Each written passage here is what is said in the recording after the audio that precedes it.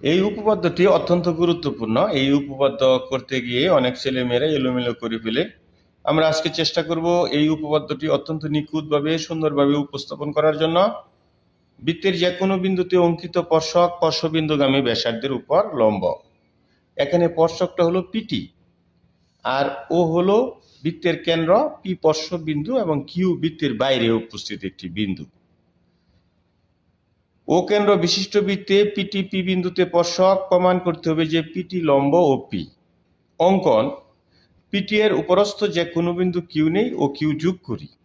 প্রমাণ: যেহেতু PT P বিন্দুতে স্পর্শক, সুতরাং পি বিন্দু ব্যতীত পিটি এর উপরস্থ সকল বিন্দু বৃত্তের বাইরে থাকবে। অর্থাৎ স্পর্শ বিন্দু ব্যতীত পিটির উপরে যত বিন্দু আছে, আমরা যদি আরো এরকম একটা বিন্দু নেই, এদিকে একটা বিন্দু নেই, এমনি একটা বিন্দু নেই এবং যোগ করি যদি, তাহলে প্রত্যেকটা বিন্দুই বৃত্তের বাইরে থাকবে, প্রত্যেকটাই বৃত্তের বাইরে থাকবে এবং এইদিকেও বৃত্তের বাইরে থাকবে। সুতরাং শুধু বৃত্তের উপরে আছে পি বিন্দুটা এবং সকল কিউ বিন্দুর জন্য তা সত্য। অতএব ওপি হইল ক্ষুদ্রতম দূরত্ব। সুতরাং পিটি লম্ব ওপি।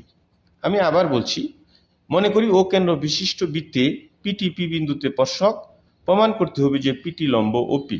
অঙ্কন: পিটি এর উপরস্থ যে কোনো বিন্দু কিউ নেই ও কিউ যোগ করি। যেহেতু পিটি পি বিন্দুতে স্পর্শক, সুতরাং পি বিন্দু ব্যতীত পিটির উপরস্থ সকল বিন্দু বৃত্তের বাইরে থাকবে। অতএব কিউ বিন্দুটি বৃত্তের বাইরে উপস্থিত। অতএব O Q is greater than ওপি এবং তা সকল কিউ এর জন্য সত্য। সুতরাং ওপি হলো ক্ষুদ্রতম দূরত্ব এবং যে ক্ষুদ্রতম দূরত্বটা হয় সেই দূরত্বটাই হলো লম্ব। সুতরাং পিটি লম্ব ওপি। ধন্যবাদ।